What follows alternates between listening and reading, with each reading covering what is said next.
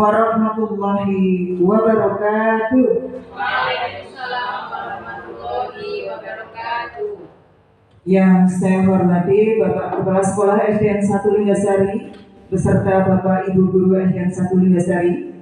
Marilah kita bersama-sama memanjatkan rasa syukur kehadirat Allah Subhanahu wa taala yang telah memberikan karunia-Nya kepada kita sekalian, sehingga pada kesempatan hari ini kita masih dipertemukan di ruangan ini dalam acara diseminasi budaya positif. Sebelum acara dimulai, marilah acara pada hari ini kita buka dengan bacaan basmalah bersama-sama. Bismillahirrahmanirrahim. Bapak Ibu yang saya hormati, acara selanjutnya sambutan dari Bapak Kepala Sekolah kepada Bapak Filosofiana SPDSD, disilahkan.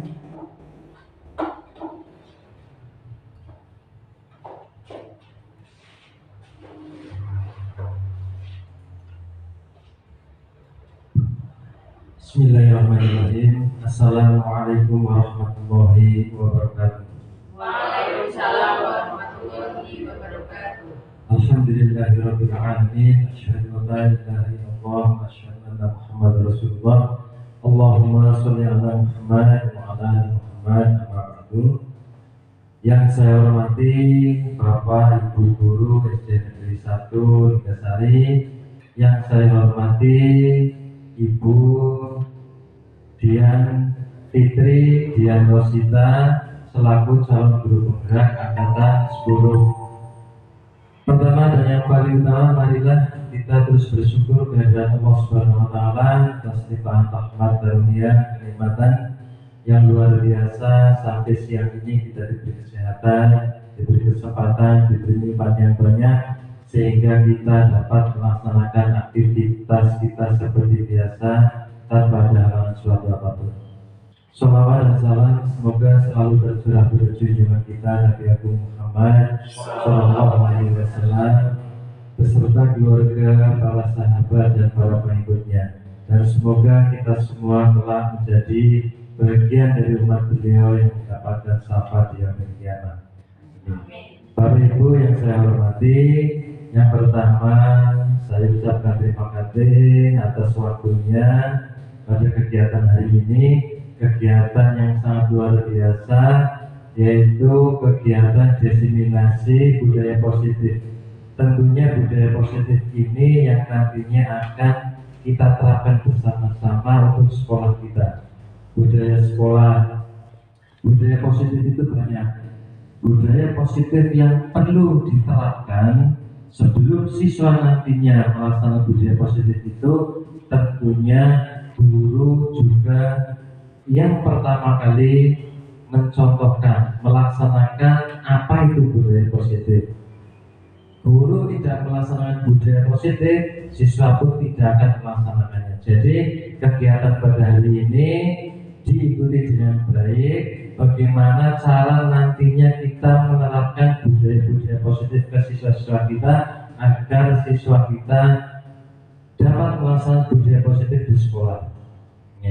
Salah satu contoh sebagai budaya positif adalah disiplin, baik disiplin waktu, disiplin pakaian, maupun disiplin berbicara. Itu salah satu contoh budaya positif.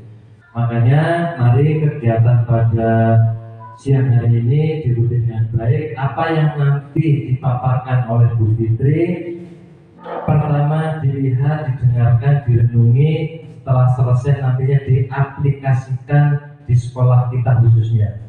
Karena Pak, penyampaian yang nanti akan disampaikan oleh Bu Fitri, kalau hanya kita dengarkan saja, tidak ada aplikasi di sekolah, ilmu itu belum bermanfaat, ilmu itu belum maksimal. Harapan saya sampai selesai diikuti agar nantinya kita paham bagaimana cara kita membentuk siswa-siswa yang memiliki budaya-budaya positif di sekolah. Begitu kira-kira Bapak Ibu yang dapat saya sampaikan. Semoga kegiatan pada hari ini berjalan dengan lancar dan paling penting dapat bermanfaat untuk kemajuan sekolah kita. Terima kasih. Astagfirullahaladzim. Assalamualaikum warahmatullahi wabarakatuh. Waalaikumsalam warahmatullahi wabarakatuh.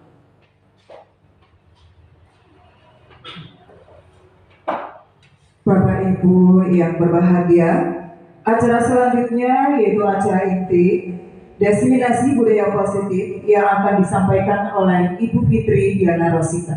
Kepada Ibu Fitri disilahkan.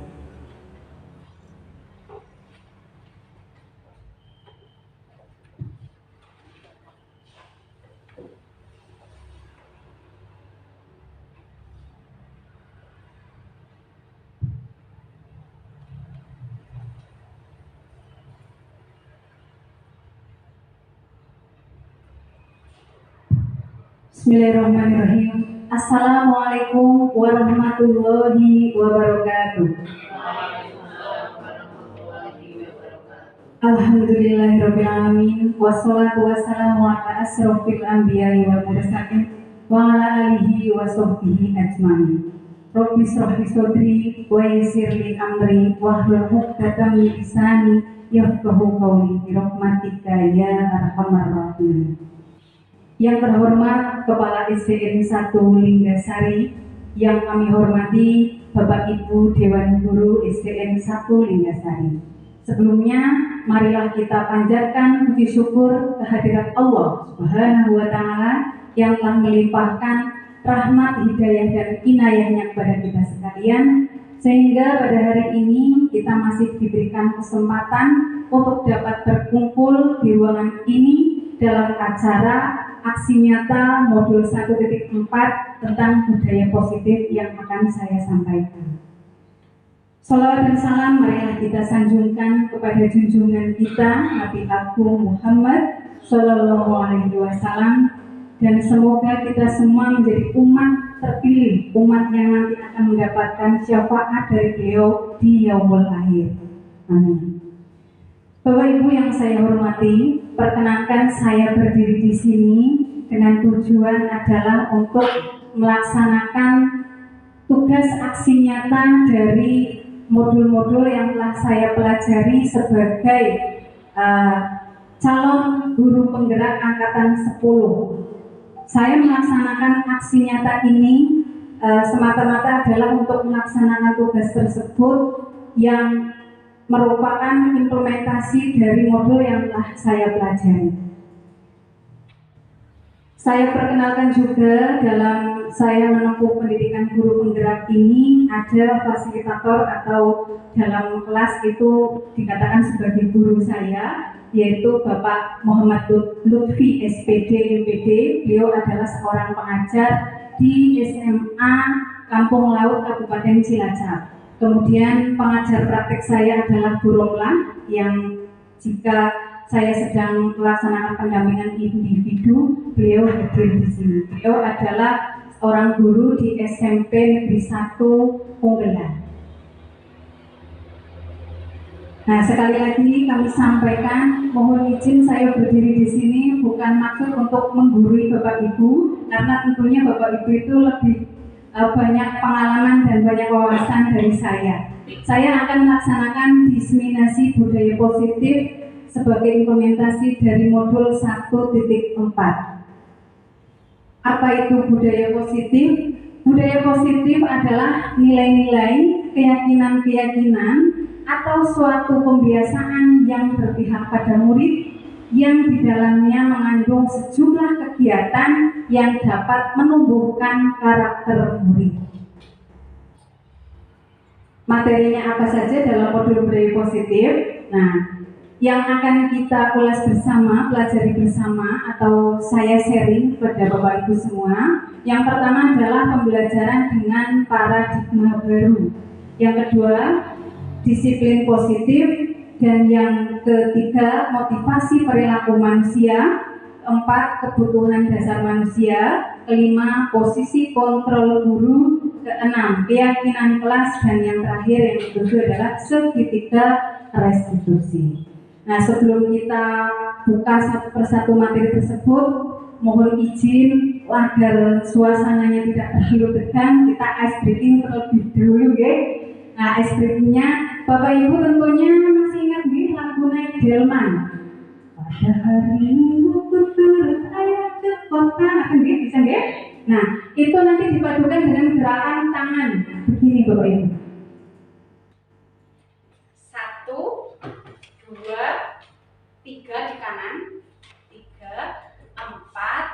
5 ke bawah, 6, 7.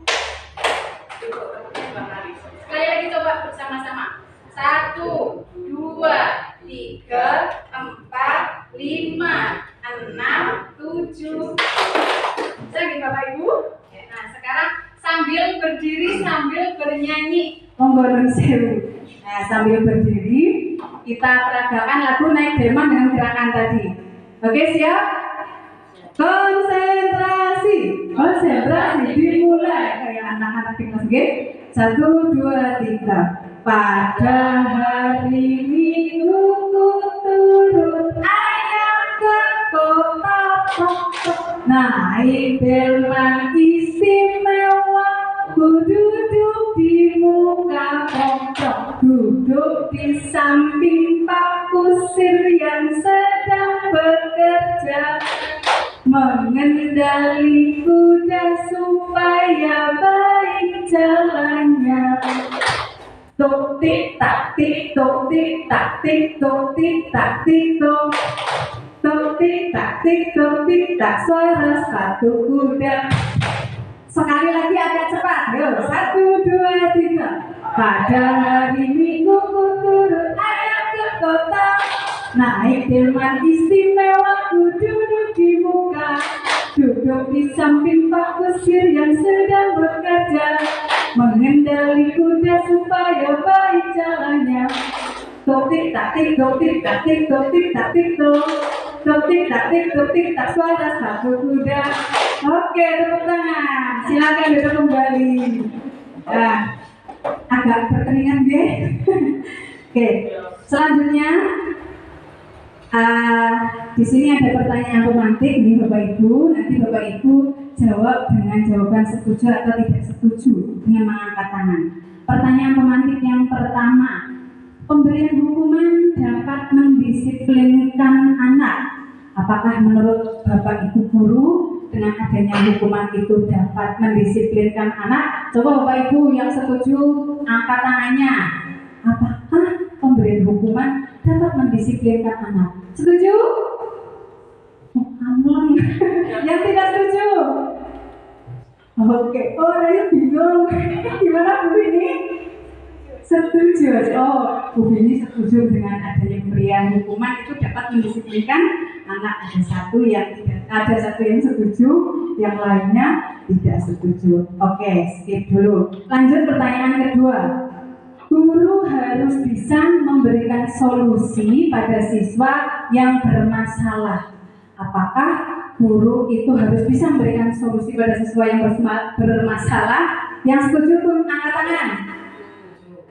Wah, Bu Yanti gimana? Oh, setuju semua. Oke, kita simpan dulu jawabannya. Pertanyaan ketiga, guru berperan sebagai teman untuk siswa. Setuju atau tidak? Yang setuju angkat tangan. Aja tidur-tidur tok ya jawabannya ya. Menurut Hati Nurani. Oke, setuju semua. Kita simpan dulu. Dan yang terakhir, pemberian penghargaan atau hadiah dapat meningkatkan prestasi siswa. Kira-kira setuju tidak? Angkat tangan yang setuju. Oh, setuju lagi. Oke, kita simpan dulu. Oke, nanti kita jawabannya akan kita ketahui. Kira-kira jawaban yang setuju atau tidak setuju, ideal atau tidak. Oke, simpan dulu ya Bu. Nanti diingat-ingat lagi. Nah, Bapak Ibu, dalam budaya positif ini kita juga flashback, ingat kembali bahwa Bapak Pendidikan Indonesia yaitu Bapak Ki Hajar Dewantara itu mengartikan bahwa pendidikan adalah sebagai tuntunan dalam hidup. Tugas pendidik itu sebagai fasilitator, menuntun segala kodrat yang ada pada anak-anak agar mereka mencapai keselamatan dan kebahagiaan setinggi-tingginya, baik sebagai manusia maupun sebagai anggota masyarakat. Jadi tugas kita sebagai pendidik itu yang ideal itu sebagai fasilitator, ya, memfasilitasi anak, menuntun kodratnya anak itu. Nah, selanjutnya materi yang pertama adalah pembelajaran dengan paradigma baru. Apa itu pembelajaran dengan paradigma baru? Nah, pembelajaran dengan paradigma baru dirancang berdasarkan prinsip pembelajaran yang terdiferensiasi, sehingga setiap siswa belajar sesuai dengan kebutuhan dari tahap perkembangannya untuk mewujudkan profil belajar Pancasila. Yang perlu kita garis bawahi, pembelajaran dengan paradigma baru adalah ada kata terdiferensiasi. Kira-kira apa Bapak Ibu arti dari kata terdiferensiasi? Ada yang tahu? Serapan dari bahasa apa ya, Bu Bini? Dari bahasa Inggris. Iya. Artinya apa? Perbedaan. Jadi different itu berbeda, terdiferensiasi berarti pembelajarannya itu berbeda. Yang dulu itu pembelajarannya secara teacher center, seperti saat ini yang sedang dilakukan, guru itu berada di depan, berpusat pada guru, guru ceramah, murid mendengarkan. Apa yang terjadi kira-kira Bapak Ibu? Kurang fokus. Membosankan tidak? Bosan. Malah lama-kelamaan kalau gurunya ceramah terus ngantuk pasti ya Bu ya. Itu. Nah sekarang dengan paradigma baru ini pembelajaran itu tidak menyamaratakan siswa dalam satu kelas. Nah kita tahu bahwa dalam satu kelas biasanya itu kebutuhan anak itu berbeda-beda. Ada anak yang lebih masuk atau lebih mudah menerima materi ketika melihat gambar. Ya tidak? Nah, ada anak yang ketika melihat video dia malah lebih mudeng. Ada anak yang hanya dengan mendengarkan saja, barangkali ketika gurunya sedang ceramah dia tidak melihat gurunya, ya malah membelakangi atau menyampingi, tapi telinganya itu tajam untuk mendengar. Dan ketika ditanya atau mengerjakan malah dia lebih bisa. Nah kayak gitu. Jadi itulah arti dari pembelajaran terdiferensiasi yang tujuannya adalah untuk mewujudkan profil belajar Pancasila. Masih ingat kira-kira ada berapa dimensi profil belajar Pancasila? Ada? Ada berapa Budika? Ada 6, lupa ya. Itu dalam implementasi kurikulum merdeka. Oke, kita lihat. Iya, jadi ada 6 dimensi profil belajar Pancasila. Apa saja? Yang pertama, beriman dan bertakwa kepada Tuhan Yang Maha Esa dan berakhlak mulia. Kedua, berkebinekaan global. Ketiga, gotong royong, gambar ya kreatif. Kemudian 5, bernalar kritis, dan yang ke-6 mandiri. Oke, itu adalah 6 dimensi profil belajar Pancasila. Nah, materi yang kedua, disiplin positif. Sebelum ke makna dari ini, menurut Bapak Ibu apa sih arti dari disiplin? Disiplin. Apa menurut Pak Hendra? Menurut pengetahuan yang ringan, disiplin itu apa Pak Hendra? Disiplin adalah sebuah kebiasaan. Kebiasaan, oke. Menurut Bu Novina, apa itu disiplin? Yang terdengar kalau mendengar kata disiplin, apa sih disiplin itu? Tepat waktu, putus 5, apa disiplin? Sesuai dengan porsinya. Nah, ada yang sesuai dengan porsinya, tepat waktu, sesuatu apa tadi Mas Indra? Kebiasaan. Oke. Nah, dalam kehidupan sehari-hari, makna kata disiplin adalah sesuatu yang dilakukan seseorang kepada orang lain untuk mendapat kepatuhan. Bapak Ki Hajar Dewantara menyatakan bahwa di mana ada kemerdekaan, disitulah harus ada disiplin yang kuat. Nah, disiplin yang dimaksud adalah disiplin diri yang memiliki motivasi intrinsik. Jika kita tidak memiliki motivasi intrinsik, maka kita memerlukan pihak lain untuk mendisiplinkan diri kita, atau motivasi ekstrinsik yang berasal dari luar diri kita sendiri. Nah, jadi disiplin itu harus datang atau harus lahir dari dalam diri sendiri. ya, melalui sebuah kesadaran. Jadi kalau misalnya kok sudah dilatih atau dicoba untuk disiplin kok nggak lahir-lahir, barangkali butuh motivasi atau butuh masukan dari luar yang disebut sebagai motivasi ekstrinsik. Ya. Nah, seseorang yang memiliki disiplin diri berarti mereka bertanggung jawab atas apa yang mereka lakukan karena mereka mendasarkan tindakan mereka pada nilai-nilai kebajikan universal. Nah, ada kata-kata nilai-nilai kebajikan universal. Apa itu? Nanti selanjutnya akan kita buka bersama. Sebagai pendidik, tujuan kita adalah menciptakan anak-anak yang memiliki disiplin diri sehingga mereka bisa berperilaku mengacu pada nilai-nilai kebajikan universal dan memiliki motivasi intrinsik, bukan lagi motivasi ekstrinsik. Nah, jadi dengan mengetahui apa saja nilai-nilai kebajikan universal, diharapkan anak-anak itu bisa sadar diri, tahu dan bisa bertanggung jawab. Baik, itu tadi apa yang disebut dengan nilai-nilai kebajikan universal. Nah, nilai kebajikan universal adalah nilai-nilai kebajikan. Kebajikan bukan kebijakan, nilai-nilai kebajikan yang telah disepakati bersama. Nilai-nilai ini adalah ibarat payung besar dari sikap dan perilaku kita. Nilai-nilai ini merupakan fondasi kita untuk berperilaku. Nah, itu jadi kira-kira nilainya baik atau tidak, Nilai-nilai kebajikan baik atau tidak? Baik. Apa saja? Nah, kita akan ulas bersama. Ada 6 institusi yang mengaitkan nilai-nilai kebajikan, tapi yang akan kita kenali bersama ada 3 di antaranya. Yang pertama, seperti yang di awal tadi kita pelajari bersama, nilai kebajikan dari profil belajar Pancasila. Ada berapa, Ada 6. Sekali lagi coba, masih ingat tidak? 1. Beriman dan bertakwa kepada Tuhan yang Maha Esa dan berakhlak mulia. 2. Berkebinekaan global. 3. Gotong royong. 4. Kreatif. 5. Bernalar kritis. 6. Mandiri. Itu bagus-bagus tidak Bu, Pak?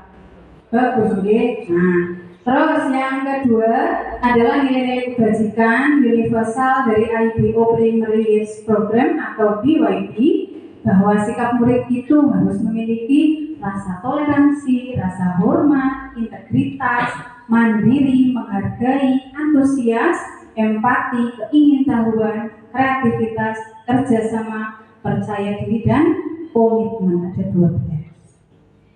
Dan yang ketiga adalah nilai kebajikan universal dari The Virtuous Project atau proyek nilai-nilai kebajikan. Ada banyak sekali. Di antaranya ada peduli, rajin, integritas, rasa hormat, dan sampai ke pengertian. Tuh ya, jadi nilai-nilai kebajikan adalah nilai-nilai yang baik. Materi yang ketiga, motivasi perilaku manusia. Nah, motivasi, apa sih arti motivasi? Motivasi artinya apa, Bu? Semangat, putri, dorongan. Bu Yanti apa, Bu? Dorongan, ya. Semangat. Oke. Motivasi perilaku manusia, ya, motivasi itu dorongan. Dorongan apa sih yang membuat manusia itu mau berperilaku? Perilaku manusia kan banyak ya, ada perilaku negatif dan perilaku positif. Nah, mengapa kok manusia mau berperilaku? Misalnya, mengapa kok kita mau duduk di sini bersama? Pasti ada motivasinya, ya tidak? Nah, mungkin alasannya karena disuruh oleh kepala sekolah, karena tidak enak, karena ingin mendapatkan ilmu dan sebagainya. Itu motivasi, ingin belajar. Nah, ada pertanyaan pemantik Bapak Ibu. Pertanyaannya, sebagai guru, ketika Bapak Ibu masuk ke kelas untuk mengajar tepat waktu, motivasi apakah yang mendasari tindakan Bapak Ibu? Nah, kira-kira mengapa kok Bapak Ibu mau masuk kelas dengan tepat waktu? Motivasinya apa? Betul ya coba. Belajarnya tepat waktu, selesainya Ya, biar kegiatan belajarnya tepat waktu. iya, ya. Terus Bu Dika, apa Bu Dika? Menghargai diri sendiri dan teladan bagi murid. Bu Novina, apa Bu Novina? Ingin mendapat pujian dari kepala sekolah. Bu Tusliman, Menggunakan waktu dengan sebaik-baiknya. menggunakan waktu dengan sebaik-baiknya. Bu ini mau menjawab tidak? Kira-kira apa motivasinya? Kan guru itu dibunuh dan ditiru, maka sebaiknya perilaku kita itu baik, seperti tepat mengajar dengan tepat waktu, maka murid akan melihat bahwa guru itu disiplin seperti itu. Iya, berarti guru itu diburu dan ditiru menjadi contoh ya. Oke, bagus sekali. Nah, jawaban-jawaban itu apakah sesuai dengan yang diharapkan? Kita lihat. Ada 3 motivasi perilaku manusia menurut Dian Gosen. Yang pertama, menghindari ketidaknyamanan atau hukuman. Ya. Yang kedua, untuk mendapatkan penghargaan atau imbalan dari orang lain. Yang ketiga, untuk menjadi orang yang mereka inginkan dan menjadi diri sendiri dengan nilai-nilai yang mereka percaya. Nah, kira-kira jawaban tadi itu bagaimana? Atau barangkali ada jawaban yang lain? Pak Nugroho, tadi kira-kira kenapa kok Pak Nugroho pengen masuk tepat waktu? Alasannya Pak? Karena guru itu akan dicontoh oleh murid. Oh iya, sama dengan Bu Vini ya, diburu dan ditiru ya. Oke. Sehati kata Pak Kepala Sekolah, sehati ya. Baik, nah ternyata jawaban-jawaban Bapak Ibu tadi begini. Jika Bapak Ibu datang tepat waktu karena tidak ingin ditegur oleh atasan atau oleh kepala sekolah dan kemudian mendapatkan surat peringatan, mudah-mudahan sih tidak sampai begitu nih Bapak Kepala Sekolah nggih. Banyak kok kejam sekali gara-gara telat langsung mendapatkan SP. Begini. Nah, itu ternyata alasannya atau motivasinya adalah menghindari ketidaknyamanan dan hukum. Nah, kira-kira kalau mendapatkan teguran dari Bapak Kepala Sekolah ketika kita terlambat, nyaman tidak Bapak Ibu? Kira-kira malu tidak? Malu ya, datangnya terlambat, terus tiba-tiba ditegur oleh Bapak Kepala Sekolah, dapat SP lagi, aduh jangan. Itu sehingga dengan alasan supaya tidak ditegur, itu motivasinya adalah menghindari ketidaknyamanan. Jika Bapak Ibu menjawab agar mendapatkan pujian dari atasan dan mendapat penghargaan sebagai guru berprestasi, maka motivasi perilaku manusianya adalah karena ingin mendapatkan imbalan atau penghargaan dari orang lain. Kira-kira kan biasanya Anda punya prestasi, misalnya Bu Yanti itu guru yang berprestasi, pintar. Karena saya guru berprestasi, maka saya harus berangkat sekolah yang kasih. Masa iya guru prestasi berangkatnya siang? Nanti apa kata dunia? Ya tidak Bu. Nah, kan gitu berarti ingin mendapatkan penghargaan dari orang lain. Terus jika Anda menjawabnya, Anda ingin menjadi orang yang menghargai waktu, menghargai diri sendiri, terus menjadi teladan bagi murid seperti yang tadi disampaikan oleh Bu Vini, Pak Nugroho, dan Anda percaya bahwa tindakan Anda sebagai guru akan dicontoh murid seperti yang disampaikan Bu Dika, maka itu artinya motivasinya adalah untuk menghargai nilai-nilai diri sendiri. Kira-kira dari ketiga motivasi itu yang paling bagus yang mana tuh? Yang bertiga. Lahirnya dari mana itu? Dari diri sendiri atau tadi disebut sebagai motivasi intrinsik, lahir dari diri sendiri, dari kesadaran gitu. Nah, dari tadi ada yang karena takut akan hukuman, kemudian ada konsekuensi dan restitusi, maka akan membentuk 2 identitas pada anak tentunya. Yang pertama adalah identitas gagal dan yang kedua adalah identitas sukses. Nah, Identitas gagal itu dibentuk dari sebuah hukuman Bapak Ibu yang akan memberikan dampak ketika anak dihukum itu secara rasa anak tersebut pasti akan marah, dia akan emosi, walaupun mungkin tidak bisa mengungkapkan dan tidak bisa membalas. Kemudian merasa bersalah, kenapa kok saya dihukum? Rasa bersalah, rendah diri, malu biasanya kalau dihukum, ya tidak. Nah, terus akan mengasingkan diri, sehingga disitulah terbentuk atau akan membentuk jati diri anak menjadi identitas yang gagal. Sedangkan jika guru memberikan konsekuensi, maka pada saat anak mendapatkan konsekuensi, dia akan kehilangan hak, waktu jeda seorang diri atau time out, kemudian penahanan atau distension. Kemudian yang ketiga, jika guru memberikan dengan restitusi, apa itu restitusi nanti kita akan pelajari bersama.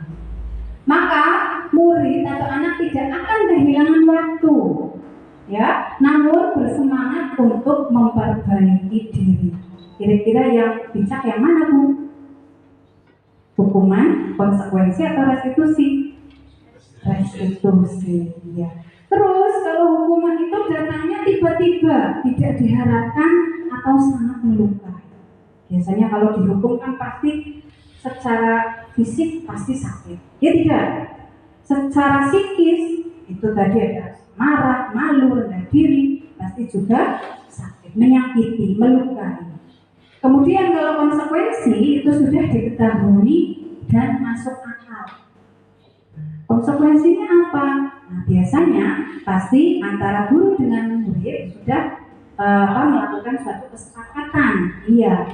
Sedangkan restitusi juga sama, berupa undangan untuk mengadakan restitusi. Nah, terus kalau hukuman itu hanya searah, dibuat oleh guru untuk murid. Murid tidak ada hak untuk menolak atau memberikan ide, saya tidak mau, tidak seperti itu kalau hukuman, ya. Sedangkan konsekuensi dan restitusi itu dibuat bersama antara guru dan murid.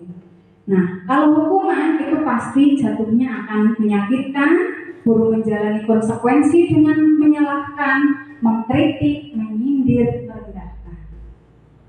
Sedangkan pada konsekuensi itu guru membantu, guru menyatakan peraturan, melakukan peringatan dan menerapkan konsekuensi. Sedangkan pada restitusi menguatkan, guru menyebutkan keyakinan kelas, membimbing kerangka acuan berpikir restitusi untuk murid. Begitu. Jadi perbedaan antara hukuman, konsekuensi, disiplin, restitusi yang nantinya akan membentuk identitas gagal dan identitas sukses. Nah, di sini kita sudah mulai membuka pikiran kita, apa sih yang sebaiknya kita lakukan terhadap anak. Kembali ke pertanyaan teman yang pertama tadi, kira-kira apakah hukuman bisa membuat anak menjadi disiplin? Kan mulai terjawab, nggih? Oke. Nah, lanjut. Nah, kalau hukuman tadi itu tidak terencana dan datang tiba-tiba. Misalnya kok ada anak yang masuk kelas datang terlambat, kan kita tidak merencanakan supaya Arif, kamu harus datang terlambat nanti ya. Kan tidak begitu, nggih? Tiba-tiba Arif kok malah datang terlambat. Nah, datang tiba-tiba, tidak direncanakan gitu. Terus kalau konsekuensi itu sudah terencana dan sudah disepakati. Biasanya antara guru dan murid kita bersepakat. Ya, kalau yang misalnya tidak mengerjakan tugas yang Bu Guru berikan karena Bu Guru ada kepentingan di kantor, maka nanti kamu akan mengerjakan 2 kali lipat. Itu konsekuensinya. Seperti itu misalnya. Nah, sedangkan restitusi itu proses kolaboratif yang mengajarkan murid untuk mencari solusi dari setiap masalah dan membantu murid berpikir tentang orang seperti apa yang mereka inginkan dan bagaimana mereka harus memperlakukan orang lain. Oke, kayaknya ngantuk ya Bu, supaya tidak ngantuk, coba biar kayak anak-anak di kelas tepuk semangat. Semangat. Semangat. Ya. Sambil diunjuk bukan apa nopo, semangatnya sudah besok Pak Kepala Sekolah ini. Oke, selanjutnya ada suatu tabel yang isinya silakan Bapak Ibu pilih antara apakah ini hukuman atau konsekuensi. Yang pertama, mencatat 100 kali di dalam buku kalimatnya, saya tidak akan terlambat lagi karena terlambat ke sekolah. Kira-kira itu hukuman atau konsekuensi? Konsekuensi atau hukuman, Bu? Hukuman atau konsekuensi? Apa coba kita flashback kembali tadi kalau perbedaan antara hukuman dengan konsekuensi? Hukuman ya, karena ketika anak disuruh mencatat 100 kali, kira-kira kesel tidak? Kesel, terus malu tidak? Malu, secara psikis anak itu pasti akan merasa terbebani, ya tidak? Nah itu. Nah, terus lari mengelilingi lapangan basket 2 kali karena terlambat hadir di sekolah. Hukuman atau konsekuensi? Hukuman. Lari, panas-panas kayak gitu, kalau lari pastinya wah panas banget, pusing, berburu. Nah itu hukuman secara fisik ya. Terus membersihkan coretan yang dibuatnya di meja tulis. Konsekuensi. Terus murid diminta untuk push up 15 kali karena tidak menggunakan masker ke sekolah. Apa Pak Nugroho? Hukuman atau hukuman? Ya, push up. Kira-kira pas tidak Pak Nugroho anak diberikan hukuman push up? Tidak ya. Terus menggantikan kertas tugas teman yang telah dicoret-coret. Apa Bu Yayu? Hukuman atau konsekuensi? Apa? Konsekuensi. Terus berjemur di lapangan basket pukul 12 siang karena mengobrol dengan teman. Apa Pak Hendra? Hukuman. Mengapa hukuman? Karena itu menyebabkan rasa capek. Karena capek, panas ya, pasti iya tidak tepat gitu ya. Karena ketika anak berdiri jam 12 siang di halaman atau di lapangan pasti kan panas banget, ya tidak? Nah itu pasti anak akan merasa tersakiti. Begitulah perbedaan antara hukuman dan konsekuensi. Nah selanjutnya dihukum oleh penghargaan. Kok ada penghargaan kok bisa menghukum? Ya, oleh Alfikon menyampaikan bahwa saat kita berulang kali menjanjikan hadiah kepada anak-anak agar berperilaku bertanggung jawab atau kepada seorang murid agar mempelajari sesuatu yang baru atau kepada karyawan agar melakukan pekerjaan yang berkualitas, kita sedang berasumsi mereka tidak bisa melakukannya atau mereka tidak akan memilih untuk melakukannya. Jadi penjelasannya lebih lanjut seperti ini. Nah, penghargaan itu sama dengan menghukum Bapak Ibu. Karena apa? Ternyata penghargaan itu tidak efektif. Penghargaan merusak hubungan. Ya. Pengaruhnya jangka panjang dan jangka pendek. Penghargaan itu mengurangi ketepatan. Kemudian penghargaan juga akan menurunkan kualitas. Penghargaan mematikan kreativitas. Dan penghargaan ternyata itu menghukum. Penjelasannya bagaimana? Penghargaan tidak efektif. Maksudnya gini, jika kita memberikan seseorang atau murid kita suatu penghargaan untuk melakukan sesuatu, maka kita harus terus-menerus memberikan penghargaan itu. Jika kita ingin orang tersebut meneruskan perilaku yang kita inginkan. Ya, misalnya di dalam kelas kita, ya, kita punya murid. Setiap kita mau pembelajaran, mesaki permen. Dengan tujuan, nanti ketika saya bertanya kepada anak didik yang menjawab, maka saya akan berikan hadiah. Atau misalnya dalam olahraga, kalau misalnya anak tersebut bisa mencapai target yang diinginkan, maka saya akan berikan hadiah. Terus seperti itu. Maka anak tersebut itu akan keterusan. Oke, saya kalau pelajaran olahraga supaya saya dapat hadiah, maka saya akan terus menunjukkan yang terbaik. Di kelas juga sama. Biar saya dapat hadiah oleh Bu Yayu, dapat roti, dapat jajan gratis, maka saya harus menjawab dengan benar. Kok bisa tidak efektif? Iya, karena motivasi anak tersebut supaya dapat hadiah, dapat penghargaan. Coba kalau misalnya tiba-tiba kita tidak membawa hadiah, lupa tidak mau sakit permen, lupa tidak menyiapkan penghargaan, kira-kira anak itu bagaimana? Anak akan kecewa, iya kan? Makanya penghargaan itu tidak efektif. Terus yang kedua, penghargaan merusak hubungan. Kok bisa? Nah ini, ketika seseorang diberikan penghargaan atau dipuji di depan orang banyak, maka yang lain akan merasa iri, dan sebagian dari mereka tidak akan menyukai orang yang diberikan penghargaan tersebut. Itu sering kita temukan di kelas. Biasanya anak-anak yang dominan pasti ketika Bu Guru atau Pak Guru mengajar di kelas, kemudian berikan pertanyaan, dia akan cepat banget menjawab, iya tidak?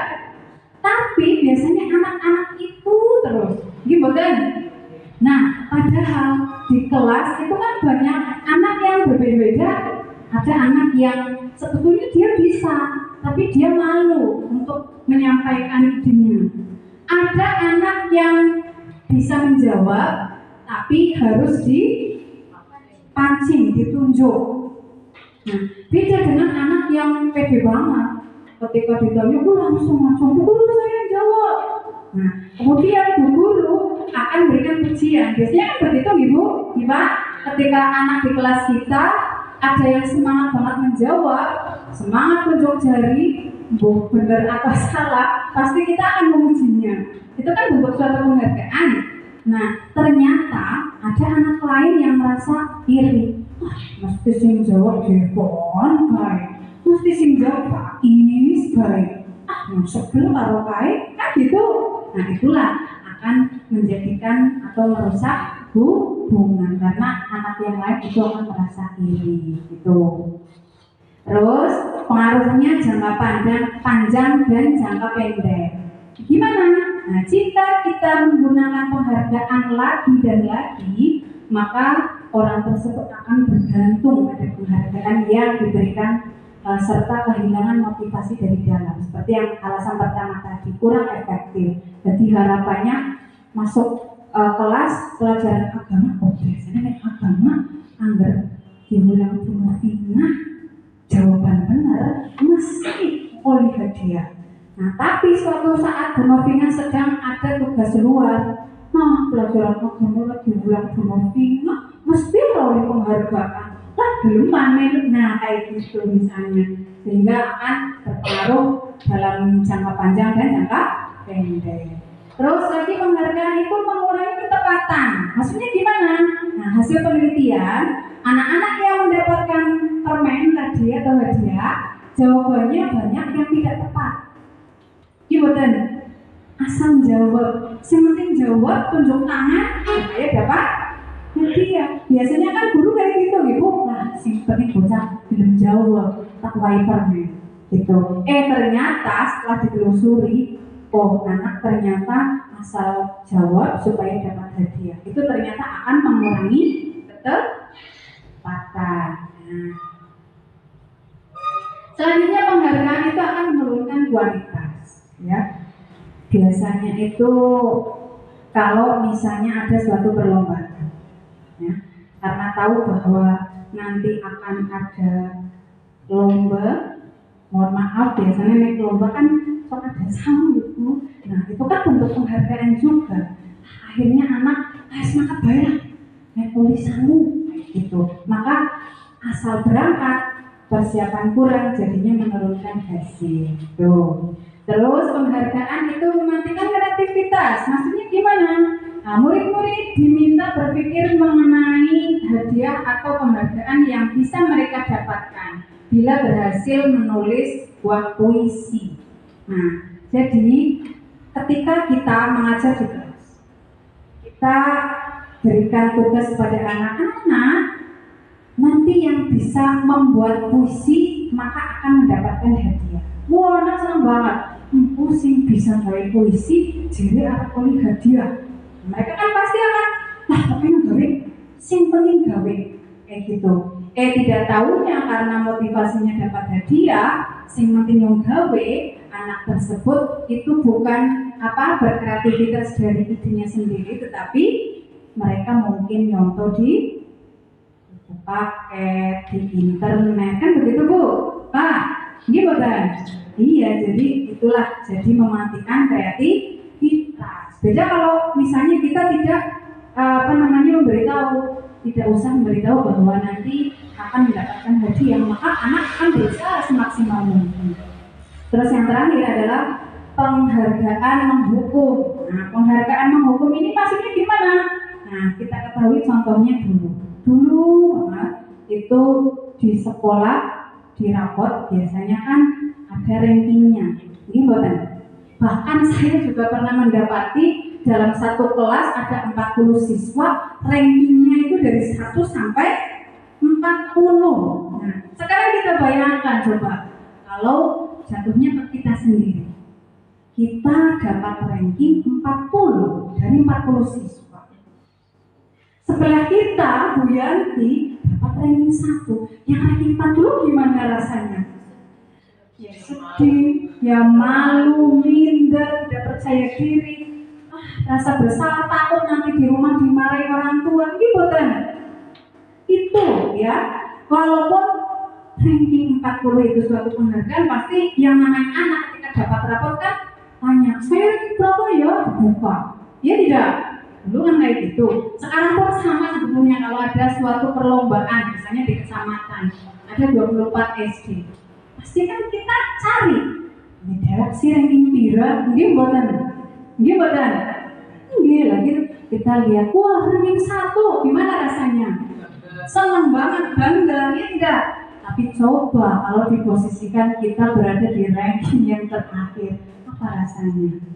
Nah, itu sehingga rasanya kayak sedang dihukum kayak tadi ketika disuruh nulis 100 kali, berjemur atau berdiri hormat di depan bendera, kan kayak dihukum, gitu kan? Iya, jadi penghargaan itu ternyata bisa berarti sebagai menghukum. Nah, selanjutnya yang keempat adalah kebutuhan dasar manusia. Nah, seluruh tindakan manusia memiliki tujuan tertentu. Semua yang kita lakukan adalah usaha terbaik kita untuk mendapatkan apa yang kita inginkan. Ketika kita mendapatkan apa yang kita inginkan, sebetulnya saat itu kita sedang memenuhi satu atau lebih dari kebutuhan dasar kita. Nah, apa sih kebutuhan dasar manusia? Ada 5 loh Pak Ibu. Ada 5 kebutuhan dasar manusia. Yang pertama apa nih Bapak Ibu? Bertahan hidup atau survival. Untuk dapat bertahan hidup kira-kira butuh apa saja? Makan, sandang, papan. Itu kebutuhan primer manusia untuk bertahan hidup, kebutuhan pokok. Yang kedua, kasih sayang dan rasa diterima. Kira-kira manusia atau kita butuh rasa kasih sayang tidak? Butuh rasa diterima oleh lingkungan kita tidak? Iya, itu juga merupakan gimana Bu? Supaya nggak tantrum, iya betul ya. Coba kalau kita tidak diberikan kasih sayang, tidak diterima, pasti kita akan merasa ya ternyata kita dijauhi oleh keluarga kita, oleh teman kita, kan tantrum jadinya, iya tidak? Yang ketiga apa? Kebebasan. Kita juga butuh yang namanya kebebasan. Kalau misalnya kita tiap hari ngadepi bocah, aduh, baik selama 1 tahun, esok maning sampai 6 tahun, bosan tidak kira-kira? Iya, itu jadi kita butuh suatu refreshing ya, supaya kita jadi merasa bebas. Yang keempat adalah kesenangan. Kita butuh bersenang-senang, tadi refreshing, ya, healing, ya. Terus yang kelima adalah penguasaan atau kekuasaan. Apakah seseorang itu butuh yang namanya menjadi seorang yang berkuasa, pemimpin? Perlu tidak? Perlu, ya perlu. Iya, minimal ya untuk dirinya Oke. Untuk mempelajari yang kebutuhan dasar 5 manusia itu, ini ada sebuah kasus, ya. Ceritanya ini ada Budika. Budika itu guru wali kelas 2 SDN 1 Linggasari. Sedang bingung menghadapi ulah salah satu muridnya yang bernama Jevan. Nah, beberapa anak di kelas 2 telah datang padanya dan mengeluhkan bahwa Jevan itu sering banget meminta bekal makan kepada mereka, pada teman-temannya, dan malah memaksa juga. Jika Anda menghadapi masalah seperti Budika, apa yang akan Anda lakukan? Menurut Anda, kira-kira apa alasan Jevan melakukan hal tersebut? Nah, kita ulas kembali kepada 5 kebutuhan dasar manusia. Jevan gue nakal banget, nang sekolah, nang kelas, sering banget gawe kanca-kancane ya gila ya nangis karena memaksa minta makanan. Nah, kita sebagai guru harus bagaimana? Kita tanyakan pada anak, alasannya apa sih? Nah, nih. Dalam kasus Jevan tersebut, apabila jawaban dari Jevan ketika ditanya oleh Ibu Dika adalah karena dia lapar dan orang tuanya tidak membawakannya bekal makan siang, maka kebutuhan dasar yang sedang berusaha dipenuhi Jevan ternyata adalah kebutuhan untuk bertahan hidup atau survival. Oh, ternyata ketika ditanya oleh Bu Dika, Jevan, kenapa kamu kok memaksa minta makan kepada Hanin? Ternyata Jevan menjawab, saya lapar Bu Guru, saya tidak dibawa bekal makan oleh ibu saya. Oh, ternyata si Jevan itu butuh untuk bertahan hidup. Kira-kira apa yang harusnya dilakukan oleh Bu Dika? Apa? Dia memberi makan karena untuk bertahan hidup. Iya. Terus yang kedua, jika Jevan menjawab bahwa alasannya mengambil bekal makan temannya itu karena dia merasa senang temannya jadi memperhatikan dia.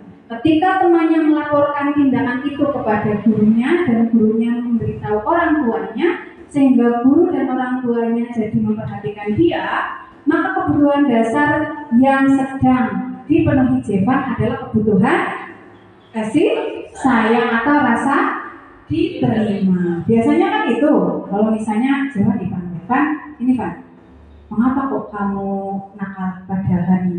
Mengapa kamu merebut makanan Hani? Ya Bu Guru, saya senang. Soalnya Bu Guru jadi datang ke sini. Soalnya jadi ibu saya ngomong ke saya, oh ternyata Jevan itu butuh rasa kasih sayang, butuh diperhatikan. Begitu kadang-kadang ada anak yang dia itu selalu berulah, ternyata karena dia sedang cari perhatian, sedang caper. Nah, apa yang harus kita lakukan sebagai guru? Memberi perhatian. Iya, kita berikan perhatian kepada anak tersebut atau rasa kasih sayang. Mungkin dengan dipegang, dengan dielus, dia juga jadi merasa oh ternyata Bu Guru sayang sama saya, oh ternyata Bu Guru perhatian sama saya, kayak gitu ya. Terus alasan yang ketiga, bila jawaban Jevan dalam kasus tersebut adalah bahwa dia merasa bosan dengan bekal makanan yang dibawakan oleh ibunya dari rumah. Dia ingin mencoba makanan teman-temannya yang beraneka ragam. Maka Jevan sedang berusaha memenuhi kebutuhannya, yaitu kebebasan. Setelah ditanya oleh Bu Dika, ternyata Jevan itu yang membawa bekal makan. Tapi ternyata setelah ditanya, Bu, saya bosan tiap hari Bu saya kok membawa bekal saya mie terus, gendina dia bosan. Dia tidak. Akhirnya makanya si Jevan merebut makanannya Hanin.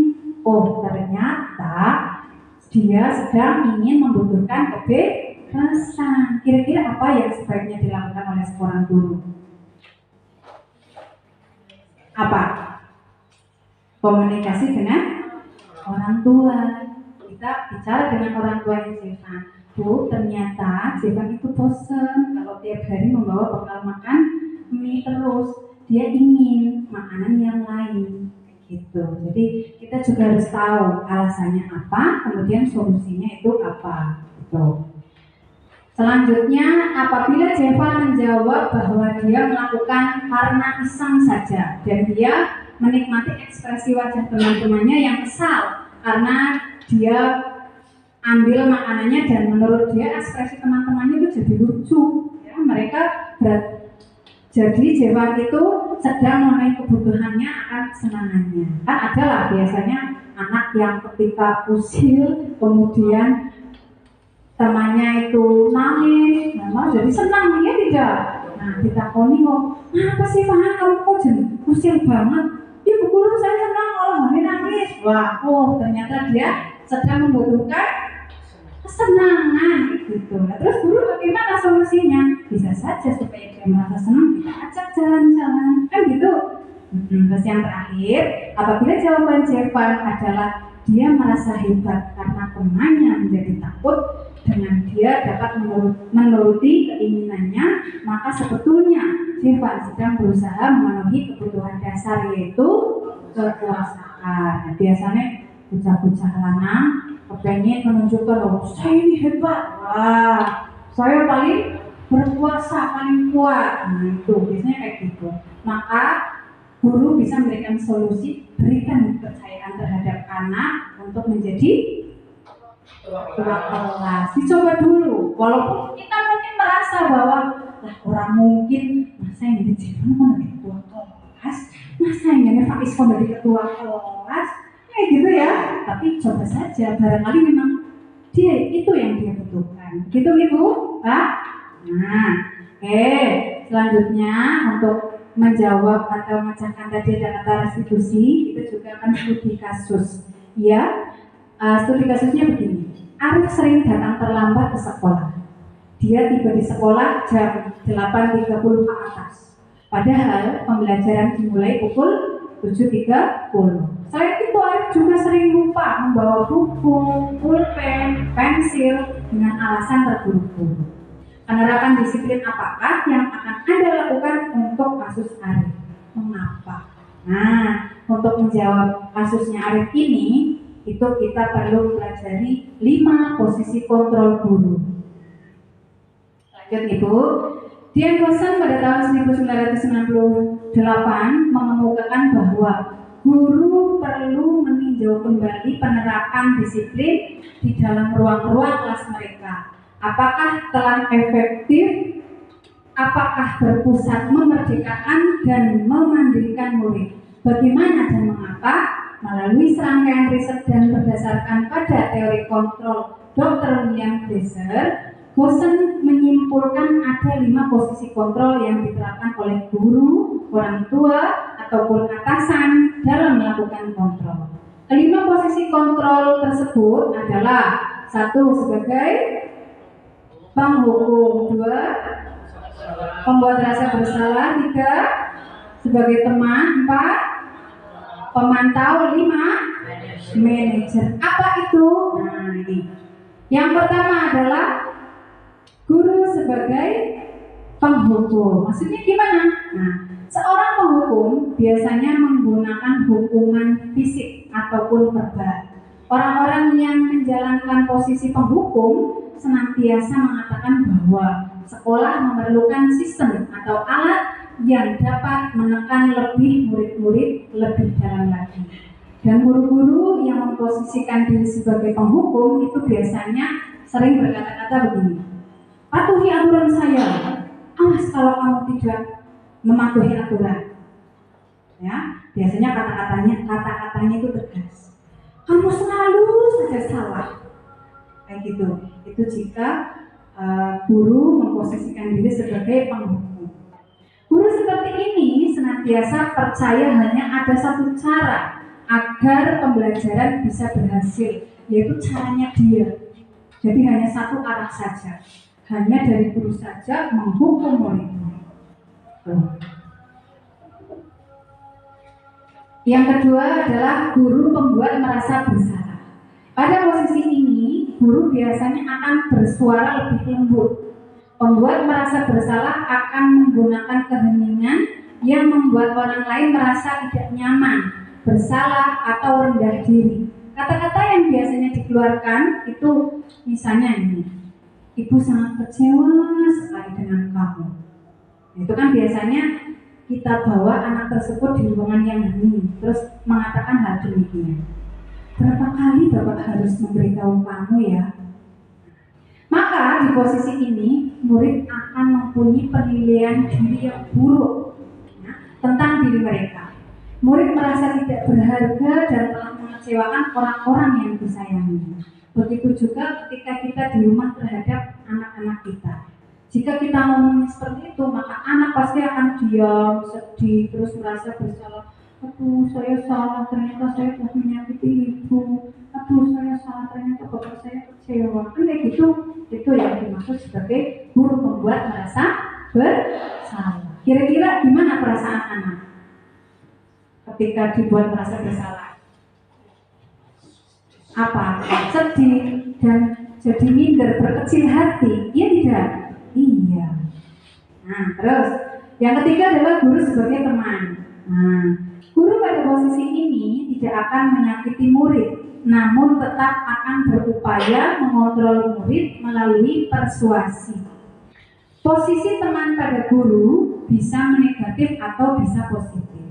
Positif di sini berupa hubungan baik yang terjalin antara guru dan murid. Biasanya guru dengan posisi teman itu sering berkata-kata, ayo bantu demi bapak ya. Nah, ya sudah, kali ini tidak apa-apa, nanti ibu bereskan. Jadi seolah-olah guru itu seperti teman mereka, iya kan? Jadi dalam hal ini anak akan merasa nyaman terhadap orang dewasa. Tapi sisi negatifnya, jika terus-menerus seperti itu dilakukan, nanti anak juga akan kehilangan rasa hormat terhadap guru, karena merasa bahwa kayak Pak Guru kan sana nyongsi, ya tidak. Bu Guru kan sana nyongsi, bisa juga di luar malah seenaknya sendiri, ya tidak.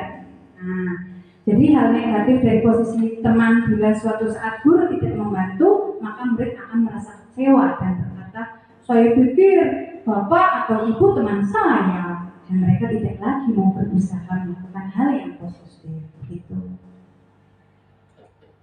Selanjutnya yang keempat adalah guru sebagai pemantau. Nah, posisi pemantau berdasarkan pada peraturan-peraturan dan konsekuensi. Dengan menggunakan sanksi atau konsekuensi, kita dapat memisahkan hubungan pribadi kita dengan murid. Sebagai seseorang yang menjalankan posisi sebagai pemantau, biasanya kata-kata atau pertanyaan yang dilontarkan itu peraturannya apa coba?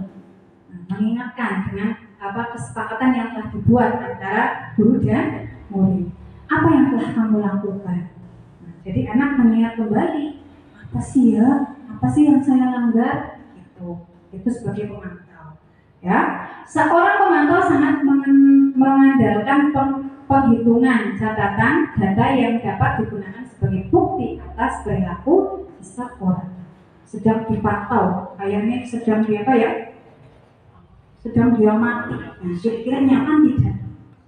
Tidak ya, anak sedang dipantau. Ya tidak. Anak kayak wah, kan jadi anak juga jadi merasa tidak nyaman. Kemudian yang kelima, posisi terakhir ini adalah sebagai manajer.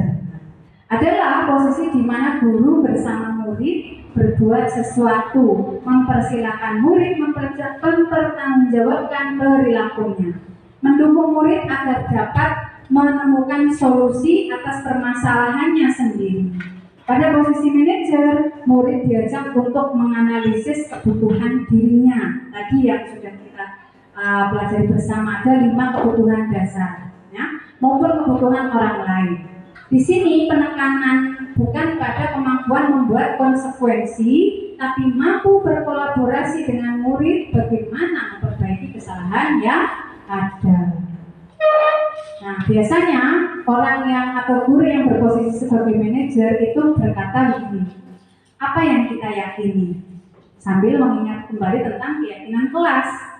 Ya, jika memperbaiki kesalahan ini, hal ini menunjukkan apa tentang dirimu. Jadi dalam kalimat seorang manajer itu lebih bijak, tidak menghardik, tidak memarahi, tidak membuat merasa bersalah, dipantau, tapi seorang manajer itu lebih bijak. Nah, tugas seorang manajer bukan untuk mengatur perilaku seseorang, kita membimbing murid untuk dapat mengatur dirinya. Seorang manajer bukan memisahkan murid dari kelompoknya, tetapi mengembalikan murid tersebut ke kelompoknya dengan lebih baik dan lebih kuat. Begitu. Jadi dari 5 posisi kontrol, kira-kira mana yang paling baik?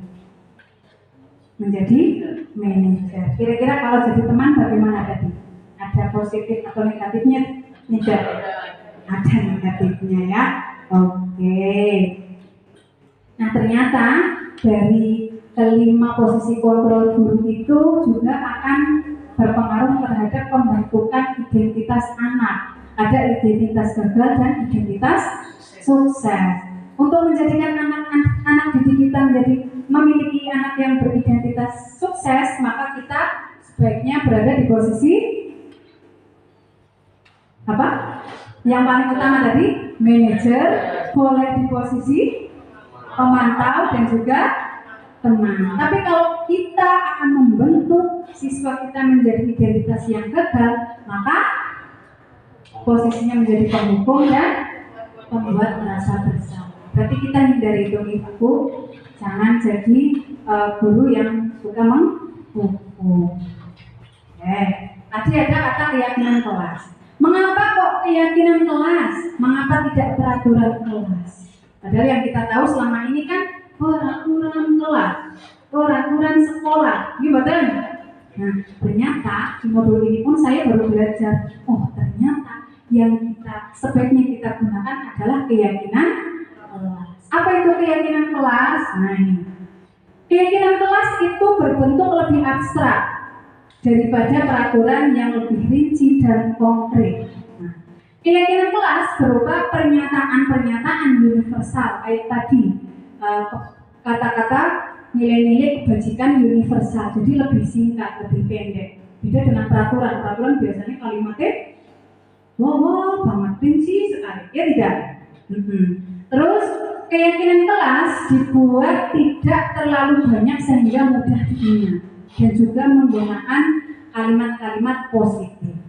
Keyakinan kelas sebaiknya sesuatu yang dapat diterapkan di lingkungan tersebut. Kalau kita buatnya keyakinan kelas ya, yang dipakai di dalam kelas. Semua warga kelas hendaknya ikut berkontribusi dalam pembuatan keyakinan kelas lewat surat pendapat. Jadi di kelas misalnya ada 13 anak, ya 13-nya harus hadir semua. Ada gurunya juga di situ. Terus kita sharing, apa sih yang kita mau untuk kelas kita, apa yang kalian mau untuk diri kalian. Nah, mereka akan mengeluarkan idenya. Saya ingin begini Bu Guru. Nah, jadi setiap anak itu punya ide. Ditabur. Nah, terus semua warga kelas hendaknya ikut ya, bersedia meninjau kembali keyakinan kelas dari waktu ke waktu. Jadi misalnya dalam 1 semester selama perjalanannya, oh ternyata ini perlu ditambahi lagi, boleh, karena bisa ditinjau ulang. Nah, contoh keyakinan kelas itu seperti apa? Nah, contoh keyakinan kelas di sini contohnya adalah belajar dengan rajin, menjaga kebersihan, perlu senang, semangat mengerjakan tugas, merasa aman, menghargai dan menghormati, selalu berpikir positif, senantiasa menjadi diri terbaik, percaya diri dan menghargai orang lain, menghormati orang lain dan barang miliknya, berkomitmen terhadap semua tugas dan kegiatan, senantiasa saling membantu. Itu contoh. Ya, tapi dalam penerapannya di kelas kita tidak perlu banyak-banyak Bapak Ibu. Minimal 3, maksimal 7. 7 saja sudah banyak banget ya. Yang bisa diingat oleh anak tanpa harus membaca. Jadi seperti anak menyadari sendiri keyakinan kelas kita itu apa. Kalau banyak banget sampai 10 sampai 20 kan lupa. Ini boten. Tapi kalau hanya sedikit saja, tidak seperti peraturan, anak-anak akan selalu ingat. Tuh. Nah ini kemarin saya sudah mencoba membuat tentang keyakinan kelas. Jadi pertama kita sampaikan bahwa kita di kelas kita ini perlu adanya keyakinan kelas. Kita kita sampaikan apa sih tujuannya. Nah, terus mereka kita berikan kesempatan untuk silahkan kira-kira idenya apa, ya. Boleh karena mungkin mereka belum paham tentang keyakinan kelas, yang mereka akan tulis itu berupa peraturan, nggak apa-apa, ya, tulis saja. Oh, saya ingin kelas kita itu bersih, saya ingin kelas kita itu yang pikir rajin, berangkatnya pagi, kemudian tidak boleh mengambil atau meminjam barang setiap hari. Nah, anak-anak biasanya kan mereka punya ide, tulis saja kayak gitu. Terus setelah mereka tulis, kemudian mereka tempelkan, karena ini pakai sticky note ya, ditempelkan di papan tulis supaya semuanya bisa tahu, bisa melihat. Setelah itu nanti atas bimbingan guru itu dipilah-pilah atau dikelompokkan. Ini masuknya ke nilai-nilai kebijakan yang mana? Apakah toleransi, ataukah disiplin, ataukah beriman dan bertakwa, seperti itu. Setelah itu dibacakan oleh salah satu anak supaya di situ ada rasa penghargaan, terus semuanya tahu, disepakati bersama, kemudian ditandatangani. Setelah itu keyakinan kelas itu ditempel misalkan di depan pintu supaya setiap hari itu anak melihat, jadi tahu ini keyakinan kelas kita. Begitu. Nah, selanjutnya tadi setelah membuat keyakinan kelas itu difungsikan untuk restitusi. Bapak Ibu sudah pernah mendengar kata restitusi? Pernah, kurang lebih baru tahu. Saya juga baru tahu setelah mempelajari modul 1.4 ini. Restitusi itu adalah proses menciptakan kondisi bagi murid untuk memperbaiki kesalahan mereka sehingga mereka bisa kembali pada kelompok mereka dengan karakter yang lebih baik. Ya, biasanya ini karena anak mungkin melakukan suatu kesalahan, maka bagaimana cara menyelesaikannya? Ini ada cara baru namanya restitusi. Apa itu restitusi? Gimana ciri-cirinya? Nah, ciri-ciri restitusi. Yang pertama, restitusi bukan untuk menebus kesalahan, namun untuk belajar dari kesalahan. Restitusi memperbaiki hubungan bukan hukuman. Restitusi adalah tawaran, bukan paksaan, tidak dipaksa seperti hukuman. Restitusi diri adalah cara yang paling baik ternyata. Restitusi fokus pada karakter, bukan tindakan. Nah, restitusi menguatkan. Restitusi menuntut untuk melihat ke dalam diri. Restitusi mencari kebutuhan dasar yang mendasari tindakan, seperti kasusnya Jevan tadi. Ya, kebutuhannya apa? Terus apa yang harus kita lakukan? Restitusi fokus pada solusi. Restitusi mengembalikan murid yang berbuat salah pada kelompoknya.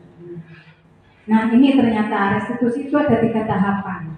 Ada menstabilkan identitas, validasi tindakan yang salah, dan menanyakan keyakinan. Karena ada 3, maka dibentuk dalam segitiga, maka dikenal dengan sebutan segitiga restitusi. Sambil disambi Bapak Ibu, nah, tinggal sedikit materinya. Ini bagaimana tahapan segitiga restitusi itu. Nah, ternyata yang pertama adalah menstabilkan identitas. Gimana cara menstabilkan identitas? Apa itu maksud menstabilkan identitas? Misalnya gini, ada suatu kasus, kita dengar laporan dari ketua kelas misalnya. Oh, di kelas ada anak yang sedang berantem Bu Guru.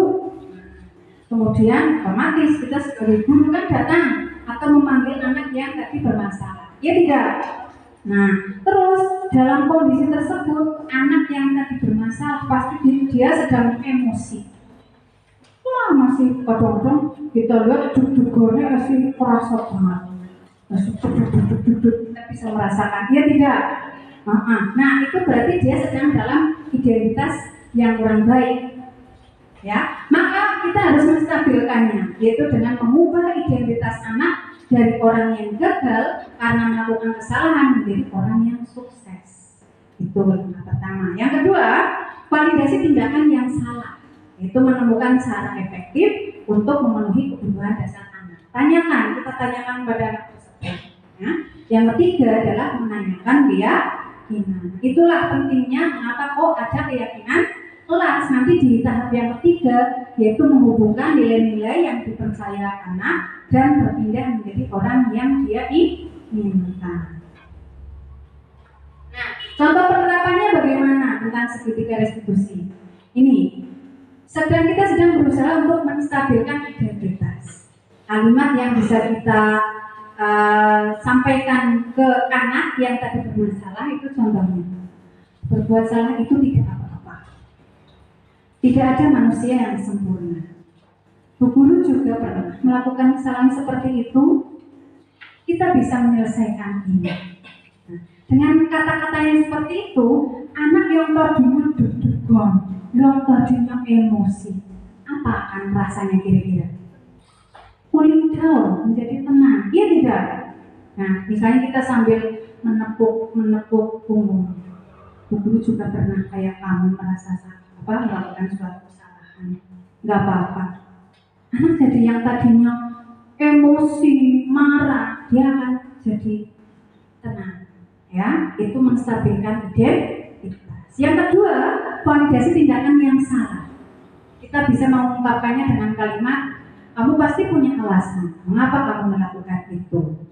Kamu patut bangga pada dirimu sendiri karena kamu telah melindungi sesuatu yang penting. Padahal mungkin kamu bisa melakukan hal yang lebih buruk. Ya, dia jadi merasa percaya diri. Oh iya ya, ternyata walaupun saya salah, Bu Guru tidak marah. Kamu boleh mempertahankan sikap itu, tapi kamu bisa menambahkan sikap yang baru. Jadi setelah cooling down, anak tersebut merasa percaya diri. Iya ya. Terus yang ketiga, menanyakan keyakinan. Apa nilai-nilai umum yang telah kita sepakati dan kita yakini? Anak jadi mikir, oh iya, di kelas kita kan ada keyakinan kelas.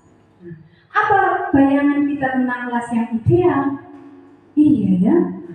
Kamu mau menjadi orang yang seperti apa? Kita memberikan tawaran. Kamu mau jadi orang yang seperti apa? Anak jadi mencari sendiri solusinya dengan adanya arahan dari guru. Contohnya ini.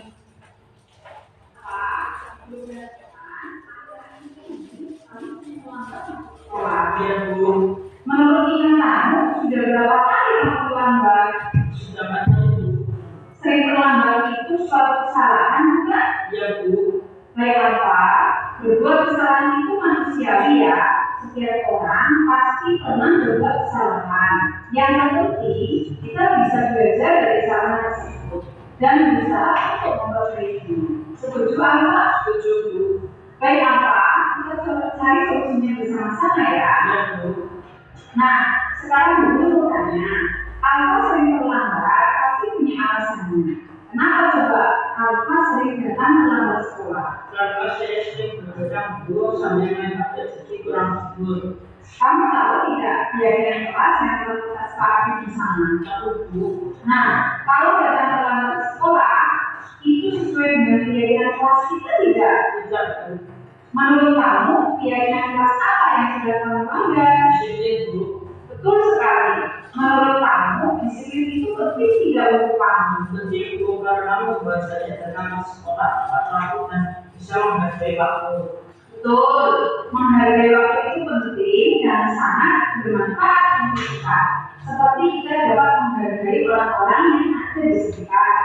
Pekerjaan yang tidak tertutup dan kita juga dapat melatih rasa kepedulian. Ya, Bu, saya menyesal sudah sering datang terlambat. Saya mohon maaf karena saya sering terlambat. Ya Pak, sikap yang sangat baik sudah kamu lakukan dengan cara meminta maaf. Menurut kamu, apa yang kamu lakukan agar kamu tidak datang terlambat ke sekolah? Saya tidur di awal dan tidak benar lagi, Bu, akan kita bangun siang dan terlambat masuk sekolah. Baik Pak, kamu sudah menemukan solusinya ya. Dan ibu akan bersama dengan orang tuamu agar kamu tidak datang terlambat ke sekolah lagi. Sekarang, silakan kamu boleh istirahat. Terima kasih, Bu. Sama-sama Alfa. Pak, belum perhatikan akhir-akhir ini. Nah, itulah tadi contoh contoh dari penerapan segitiga restitusi. Jadi kesimpulannya, budaya positif sangatlah penting diterapkan di sekolah untuk mengembangkan murid-murid memiliki karakter yang kuat sesuai profil pelajar Pancasila. Untuk mewujudkan hal-hal ini diharapkan pada semua warga sekolah agar memiliki, meyakini, dan menerapkan visi atau nilai-nilai kebajikan yang disepakati. Dan jika suatu saat muncul kondisi di mana murid berperilaku tidak pantas atau melanggar keyakinan kelas, maka perlu dijalankan pendekatan budaya disiplin positif yang dinamakan restitusi. Nah, ternyata sudah dipungkaskan Bapak Ibu. Demikianlah materi tentang budaya positif yang dapat saya sampaikan. Kurang lebihnya, jika ada yang bermanfaat, mudah-mudahan bisa diterapkan di sekolah kita, dan ini datangnya dari Allah. Jika ada kekurangan, itu murni dari saya pribadi. Dari saya cukup sekian. Billahi taufiq wal hidayah. Wassalamualaikum warahmatullahi wabarakatuh.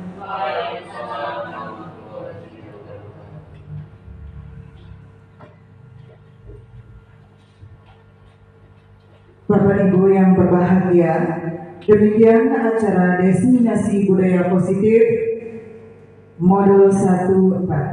Marilah kegiatan pada hari ini kita tutup dengan bacaan hamdalah bersama-sama. Alhamdulillahirabbil alamin. Wassalamualaikum warahmatullahi wabarakatuh.